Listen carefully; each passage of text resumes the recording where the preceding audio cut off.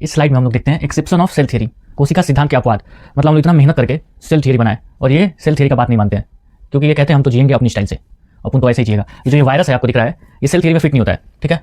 ये वायरस क्या होता है, तो देखिए ये जो वायरस होते हैं इनका बॉडी जो होता है वो सेल से बना ही नहीं होता है, ठीक है। इनका जो जेनेटिक मटेरियल है सिर्फ प्रोटीन का कवर होता है उसके अंदर, इसके अंदर सेल ऑर्गेनल्स वगैरह नहीं पाए जाते। तो सिंपली आपसे ये याद रखेंगे कि ये क्या है, एक सेल से नहीं बना होता है, इसमें सेल का सारा स्ट्रक्चर नहीं होता है। और दूसरी बात ये कि अगर ये बाहर है, किसी के बॉडी के बाहर पड़ा हुआ है, किसी ऐसे जगह पे अगर यहाँ पड़ा हुआ है, तो वायरस मरा हुआ रहता है, नॉन लिविंग होता है, और बॉडी के अंदर आते ही जिंदा हो जाता है। और जिसके अंदर आएगा, जैसे मेरे अंदर वायरस आ गया, तो वैसे लोगों को हम लोग पैरासाइट कहते हैं, मेरे साथ रहेगा और हमको नुकसान पहुंचाएगा, तो ये पैरासाइट है, ठीक है। दूसरी बात ऑब्लिगेट पैरासाइट क्यों लिखा है, तो ऑब्लिगेट का मतलब है अपने जिसके अंदर रह रहा है उसके बिना रह नहीं पाएगा। मतलब प्यार तो ये बहुत करता है हमसे, मगर ये नुकसान भी बहुत पहुंचाता है। ये वो लड़की है जिसको हम लोग छोड़ भी नहीं सकते और ये हमको चैन से जीने भी नहीं देगी। तो ये वायरस जो होते हैं इनको ना क्या कहते हैं, ये हमारे अंदर रहेंगे तो जिएंगे, हमारे साथ रहेंगे तो, और हमको नुकसान पहुंचाएंगे। और जिसके अंदर रहते हैं उनको हम लोग कहते हैं होस्ट। तो ये होस्ट के अंदर रहते हैं और ये सेल होता ही नहीं है, तो ये एक्सेप्शन है, विवाद है, इसका कोई मतलब ये अपवाद है, विवाद नहीं अपवाद है।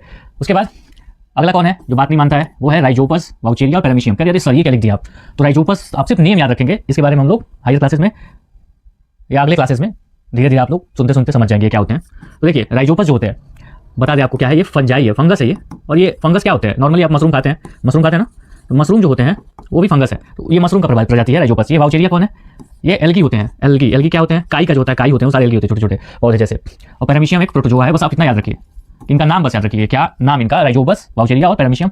क्यों नहीं मानते हैं बात, ऐसा ये क्या करते हैं, तो इनके अंदर जो सेल होता है, एक सेल होता है, सेल के अंदर सिर्फ एक न्यूक्लियस होना चाहिए, ठीक है, सेल के अंदर एक न्यूक्लियस होना चाहिए। मगर इनके अंदर देखिए वाउचेरिया दिया हुआ है, इसके अंदर आपको दिखेगा ये एक ही वाउचेरिया है, एक सेल है उसका, उसके अंदर कितने सारे न्यूक्लियस है, तो एक से ज्यादा न्यूक्लियस होता है, होना एक चाहिए एक सेल में, और एक से ज्यादा न्यूक्लियस होते हैं।